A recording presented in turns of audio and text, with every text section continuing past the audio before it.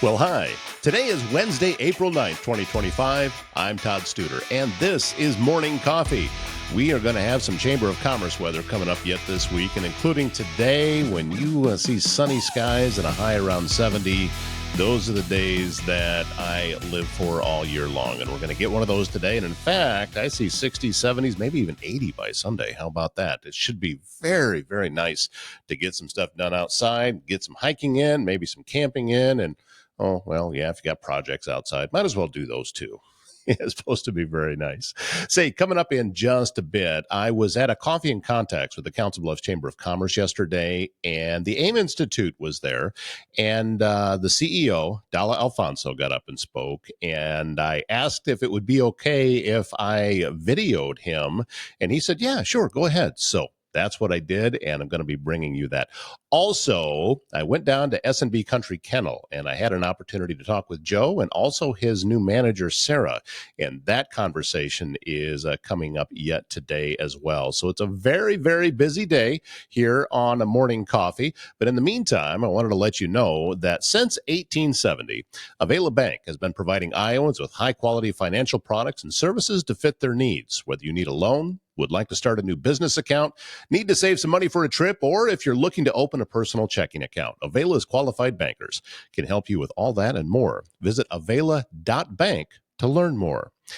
You can unlock your potential with the Best Wrestlers Camp. Do you have a wrestler in your family? Whether you're looking for an intensive day camp, focused weekend camps, or the ultimate challenge at the Best 20-day camp, they have something for everyone. That day camp is perfect for beginners looking to refine their skills. Weekend camps dive a little bit deeper, designed for wrestlers who want a more intensive training and personalized coaching. And then on the Best 20-day camp, this is their flagship summer camp featuring 50 practices, drawing young athletes from across the country. You'll experience top-tier training, build lasting friendships, and become a part of a community dedicated to excellence. Learn all about it at thebestwrestler.com. Well, as I mentioned, yesterday's Coffee and Contacts with the Council Bluffs Area Chamber of Commerce featured the AIM Institute's CEO, Dala Alphonso. Let's listen to more. I want to talk to you what I deem the ABCs, or what I've been thinking about for the last 5 months. A, in the concept of what's AIM all about. B, I'd like to get your buy-in with regards to our 5-year mission, our 5-year vision. And then C, talk to you about a very important conference that's coming up on May 5th called Infotech. So let's start about AIM. Who's AIM? What do we do? Why do we exist? How do we go about it? How many people run a business or part of a business here? This is a dumb question, but there you go. Great. How many people use technology at work? In one form or the other? Or pretty much everything you do? Precisely. Now, AIM was formed in 1992 with a very simple vision. The vision was, what do we need to attract talent to the heartland? What do we need in order for us to retain the right people to do the right work and make sure that we stay at the cutting edge of what we do? And so AIM was formed. 33 years later, in 2025, we're now thinking about how does AIM remain relevant in what we do? And so we've started this journey since 1992, basically to be in the business of creating, growing, empowering a strong tech community that serves the businesses within our service area. And our vision, or our formation from the beginning, was for us to be serving the entire Silicon Prairie. Now, most people know AIM as being in Nebraska, and that's where it's been, and that's a good thing. However, the vision of AIM is to serve Iowa, to serve Nebraska, to serve South Dakota, parts of Chicago, parts of Illinois, parts of Kansas, and all these other states that form the Silicon Prairie. Now, one of the things that we do is that we provide education, we provide exposure, we provide experience that is technology-based to make sure that whatever you need, be it tools, be it talents, be it people to do the work that you need to do, they become available to you. Now, it's very easy to attract talent to the East Coast, to the West Coast, but most times, how often do you get somebody excited about, like, hey, we'd like for you to move your family and everything that is your life down to Council Bluffs or to Omaha? The first question I get is, to move to where? Right? Because we're not that well known. And so part of what we've decided to do, especially as talent becomes a lot more difficult to find, is we needed to pivot. We needed to change our mode of operation. We needed to change our focus in order for us to align properly with where technology is and where technology is going. Now, there was a time that the core skills that you needed to be a technologist was zeros and ones. It had to be something that was so technically ingrained that everybody was not a part of it. But today, many of you can develop your own websites.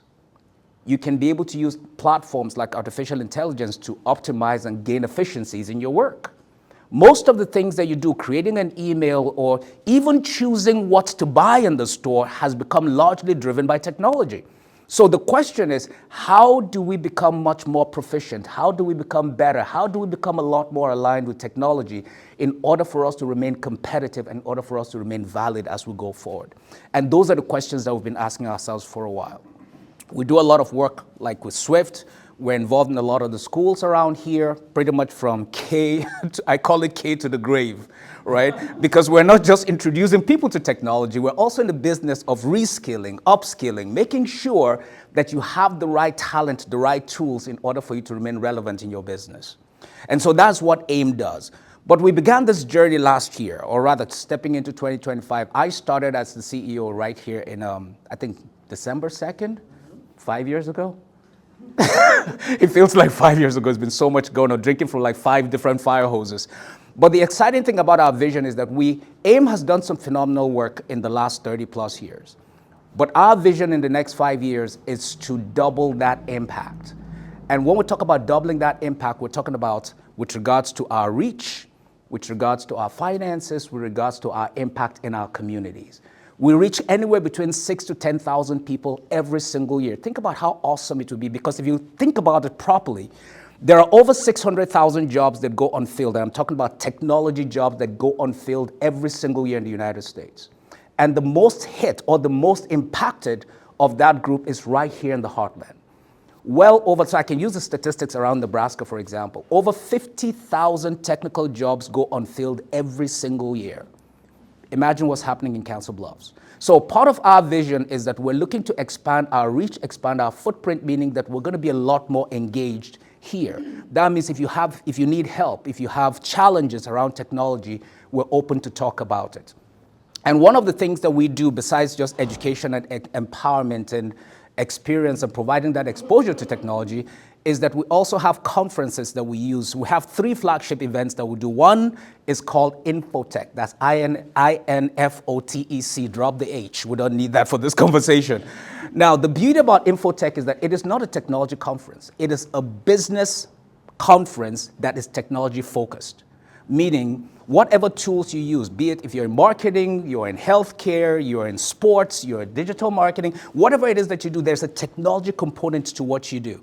And that's why we want to talk about it. We want to talk about AI, we want to talk about cybersecurity, we want to talk about all these different things that will help you become a lot more proficient and a lot more successful in your business. So I will stick around, and I think I have a whole bunch of folks around here who would be more than happy to talk to you, but we would love to have your partnership. And one of the first things that I recognize, and thank you, Chris, for making time for us to meet and sit, and he's right back there, all right? We had a great time here sitting in that room. I believe we had coffee and had a great conversation. And one of the things that we committed to doing this year is that we are going to start looking at getting a lot more presence right here in Council Bluffs, preferably also in Iowa, because we do a lot of work in the schools and other areas, and we're looking to expand that. But we can't do that alone. We need your partnership. We need your support. We need your engagement. We need you standing with us together, because we believe that as an organization on our own, we can run 100 miles without help. But in order for us to reach 1,000 miles, we all need to come together, put our hands together, and work together as a team. So we just want to let you know that AIM is here. We are rebranding, we're reaching, we're expanding, we're reemerging. There's so much things going on. Many of you in this room have given us the opportunity to share our vision and be partners with you. And we're looking forward to the next 5 years, because come 2030, we want to look back, have an awesome presence right here in the state, and be a part of what you're doing. So thank you for your time, and I will give it back to you, Travis. Thank you so much. What a great speaker and what great work they're doing right here in Council Bluffs, also other parts of Iowa, and of course in Omaha as well. And as you heard Dala talk about, they're spreading out across other neighboring states that we have here. So the AIM Institute, if you'd like to learn a little bit more, go to the aiminstitute.org.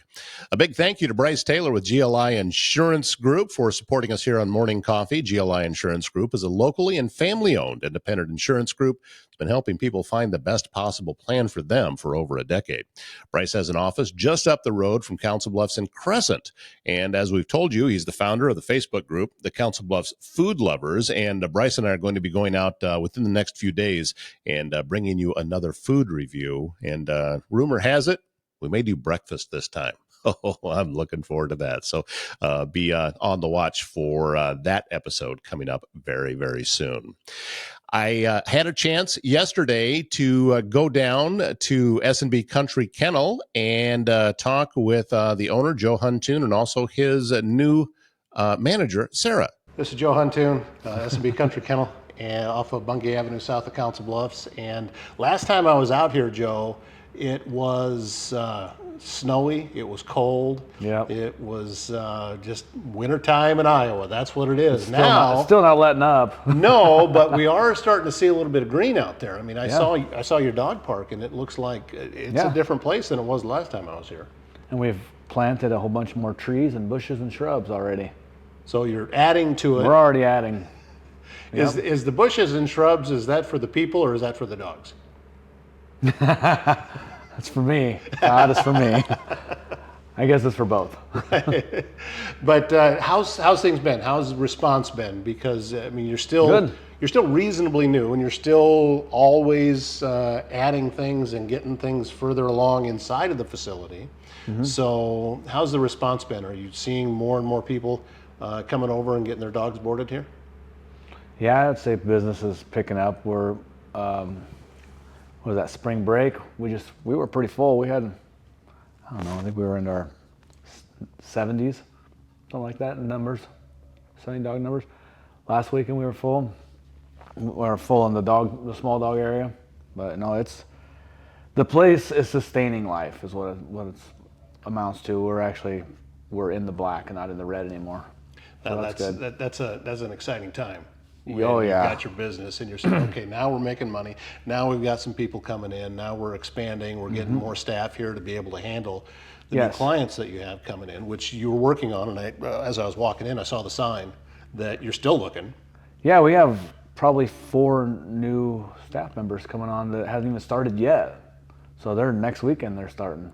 They'll start their orientation and come on. We got some ones that were just training 2 weeks ago. They're now on in full time. They're done with their 30 days. So there's already new staff here.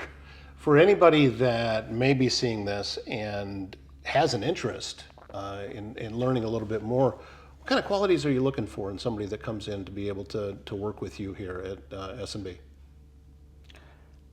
We prefer, especially when we hire them for full time, we want them out of high school. That way we can train them the way we want to train them and then have reliable transportation. We have had people that get rides to work and that's been reliable for them, so that'll work too. And just, I guess, have a good work ethic.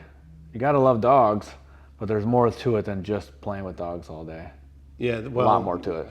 It's hard work, but at the same time, it's rewarding work, which I think you found out very early on, and that's why you do this. There's an element of danger.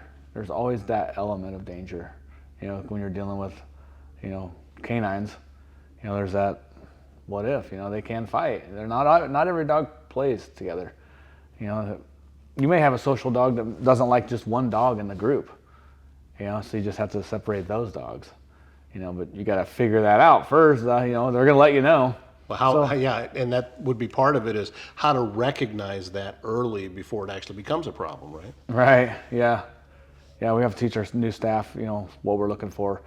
It's more or less, it's something that's a very hard thing to teach, is to teach energy and the shift and change of the energy of the dogs. You can watch that, but we do try to give them the telltale signs of what we're looking for. So the dog park now, fully operational, full use? Dogs are getting out there every day?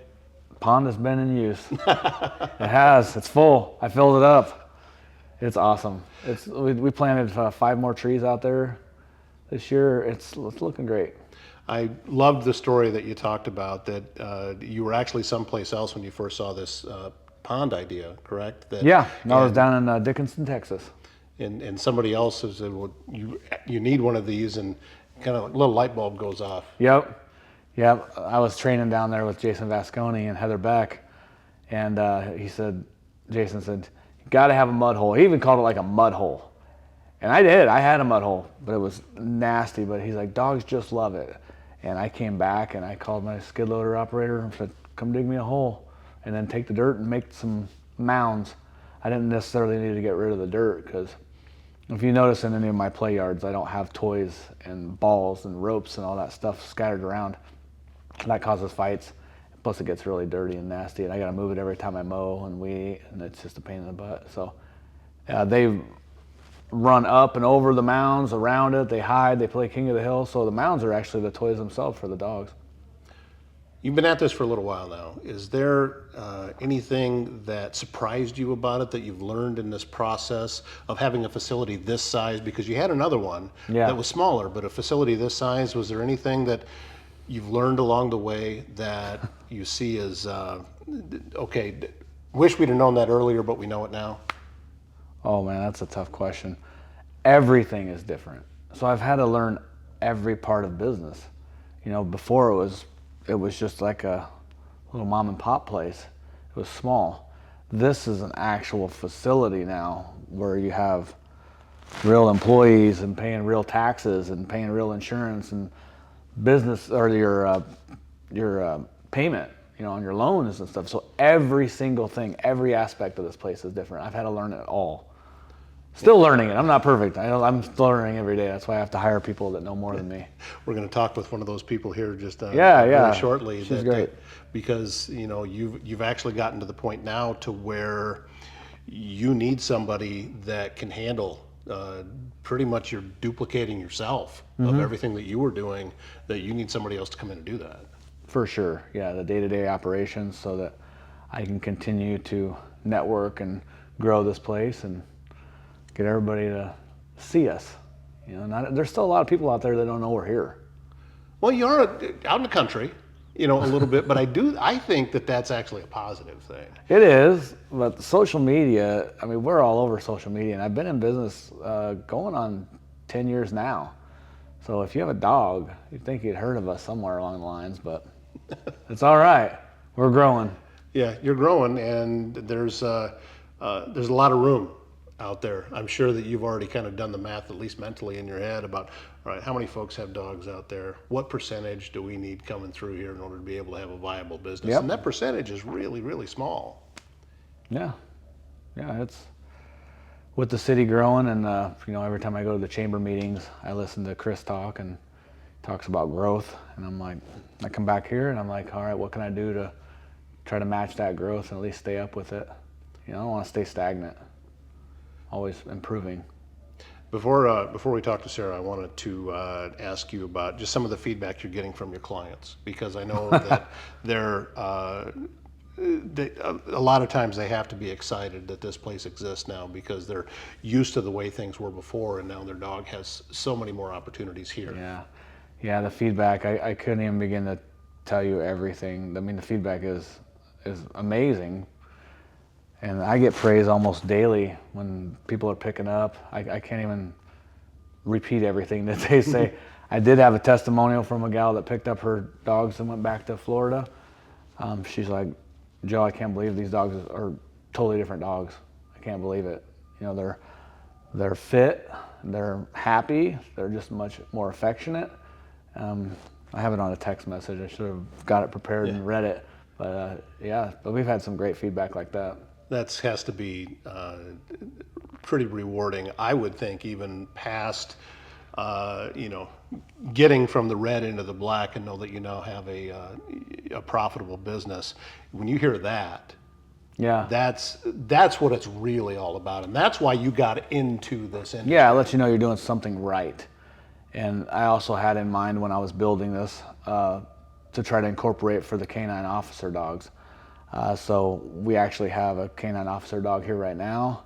And I know there's another one in Mills County that comes here as well. So we're starting to get a little more officers. And I talk to some of the sheriffs when they come in here and just let them know if they want a tour, and I can show them where their dog would stay. And we're still kind of growing that a little bit too. Yeah, you're kind of you're in a very unique place because you're in Mills County, but your address is Council Bluffs. Yes. So it's like right on the edge, but I think that's a huge advantage to you because you've got access to both counties, and plus you have people coming over from Nebraska too. Right? Yes, that would be probably get more officers from over there because as far as I know, they have to go to Grand Island to board their dogs. So they could, if they can get them here, and if they know about us, then we can essentially get all of them. That would be great. There's a lot of things that are going to be coming up in the future, and I'm excited to be able to talk to you about those in the coming months. That because you're always working on something and always reaching out further into the community and to be able to do things. So that's for another time. But right now, you have a new manager here. Mm-hmm. Do you want to, before we bring her on camera, do you want to introduce her? Yes, this is Sarah Barra. And I will get up and let her sit down, but she can tell you a little bit about her background. She can even tell you how we met. She's been in the dog world, an active member of the dog world for I don't know how many years now, but yeah, she has several dogs of her own, and she actually helped me trap a dog. So yeah. Well, that's going to be a cool story. Yeah, it was a fun one. This is Sarah Barra, and she is the new manager here at S&B Kountry Kennel. And so you're in about day 2 or so, and then Joe brings in some guy with a video camera and some microphones and says, "Here, you're talking right now." That's okay. Oh, it's fine for me. Any type of pressure works. I'm okay with it. That's all right. Tell me a little bit about your background. Obviously, you have a love for dogs. And yes. So that getting a place like this in a position like this kind of just fits right into your wheelhouse and everything that you love about how to spend your days. Yes, it does. I do have quite a few dogs at home. A couple of them are rescues. I do work with Lost Pets of Omaha in trapping dogs. That's kind of how I met Joe here, is he had a dog that actually did get over one of the fences. That dog, of course, was missing for quite a few days and needed to be retrieved. So we did start setting out traps to trap that dog. And that's kind of how we met. I do have a business background. So the dogs, the business, the trapping, it all kind of goes hand in hand, that it all just fits. So what, from somebody that has a little bit more knowledge then about facilities like this, because I'm a novice. I don't deal a lot with places, but I've been so impressed with everything that Joe has done here. From your vantage point, coming in here, what has it been like for you seeing how this whole thing is set up? Actually, for me, Joe and I met during trapping the dog. A little bit before that period, so this story is going to work out for this because there was actually, it all worked out together. Mm-hmm. So coming in here and seeing the actual facility was much different to me than what I'd ever realized a dog boarding facility was. To me, a dog boarding facility was always, your dog may be able to go inside, outside, but it's on concrete all the time. It's not taken out. They're not ran around. They're not taken to a park. They're not in the open. It's just kind of maybe a Humane Society effect. I didn't do a lot of dog boarding previously. I've always, been able to just take care of them at home. So any other boarding facility I've ever seen is just, straight kennel runs. So, and recently I did take in a rescue. It was about a month before I met Joe. He was on the run in Omaha for over a year. He was about 45 pounds underweight. He is missing one of his back feet. He just had a lot of problems. So he was kind of in the rehabilitation process, trying to get him better. My family, we had decided back in December we were gonna go on a cruise. So then I get the dog in February and I decide, okay, well, I gotta have something to do with him while we're on this cruise. My parents were gonna be at my house to take care of all the other dogs. Well, come to find out this dog wasn't as easy to take care of as the dogs who have already been there because he was new and had a lot of issues. During that time, it kind of all lined up. I got to meet Joe. Joe met me. We found the dog that we were looking for. And I was like, wow, this is a really great facility. And I really didn't know what I was gonna do. My dog's name is Yuri. So I didn't know what I was gonna do with Yuri during the time that we were gone for a week on the cruise. And I was very concerned that taking him to a boarding facility would cause him to kind of shut down, feel left again, after having all the issues that he kind of had. And he wasn't really healed all the way yet. And then I found this place in all those ways. So Yuri came here all last week while we were on the cruise, and Yuri came home a completely different dog. He is no longer shut down. He's not defeated in any way. His tail's up, his tail wags. He socializes with other dogs. He's very happy to see humans. Like, he's just done a complete 180 since he's walked in here. That's exciting and encouraging that there is a facility that can make a transformation, because I don't know that I've ever heard of a place that was really focused on doing that, Right. and especially in this area. Right. That because there's so many animals out there, and there's so many dogs out there that haven't had the easiest life. Right. And that they can come and learn that there's a better way, and the dog can still have a full life, and then you get that dog back. I mean, that had to have been powerful for you. Very powerful, very powerful. He's a whole new dog. That was only a few days ago that I came back. Right before the weekend. So on Friday I came and picked him up. He's still just changing day by day by day for the better. So as you're settling now, and you can't even say you're settling into your new job, because there has to be so much that your brain is spinning around and trying to, I need to learn this and this and this, because you don't have the muscle memory yet for everything that's going on. So very early on, what's it been like for you? It has actually been great. I am very happy that I have the opportunity to participate in something that's doing something so wonderful for canines, animals, and our community. Where does your love for dogs come from? I mean, you have a bunch of dogs before you ever got here. So where did that love start from? Ever since I was a child, I attempted to try to help any animal that needed help and love them while they live on this earth. Just from birth, I think. It's great that you were able to make that connection with Joe and be able to get plugged into this. And I have found personally, my belief is that everybody, if you're open to it and you're looking for it, you will eventually find your place. God did that. Yeah, and you'll find where to go. And I think that's it's exciting when you actually see it come together. Yeah. And you see it happen. This is all a very exciting opportunity. And the way that it all happened, how it worked out for Joe, me, my dog Yuri, the dogs that we trapped, like all of it just came together. Probably more than I've ever seen anything in my entire life, where it's just piece, piece, piece, piece, and they all just fit. So what's your day-to-day like going to be here then? I mean, is it more management on the business side, working with dogs, combination of the two? How are things going to be for you here? I don't think that's how it's going to work. It's going to be a little touch of everything. Yeah. It's not the job where you just get to sit in the office and push paperwork and stare at a computer. So. And now you're obviously going to be in the process of helping Joe find more people to come here, because as you get busier and busier, you need the staff. Most definitely. To be able to do that. And I'm going to give you a quick opportunity before we wrap it up here to sing a few praises to Joe and what it's like coming in here and working for him. I think Joe's an absolutely amazing human being from what I've known of him so far, what I've learned so far of him. My interactions with him are amazing. He is a very respectful employer, a respectful owner, he's just a very wonderful human being who's doing all this out of his heart. And I really finally met somebody who does things for the same reason that I do. So me and Joe are good right now. All right. Sarah, thank you so much. Thank you. I'm grateful that you're willing to come on and do this with me. Yep, thank you. Very nice to meet you. If you'd like more information on whether S&B Country Kennel is a good fit for your dog, sbcountrykennel.com is their website, and country and kennel both spelled with a K. Just keep that in mind in order to get you to the right spot. I love the place, and I'm looking forward to the next time I get to visit.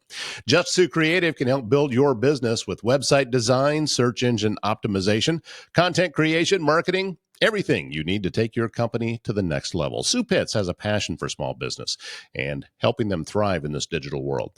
A great starting point is visiting her website, justsuecreative.com. Schedule a free consultation. It's really easy to do. You just click on the free consultation button.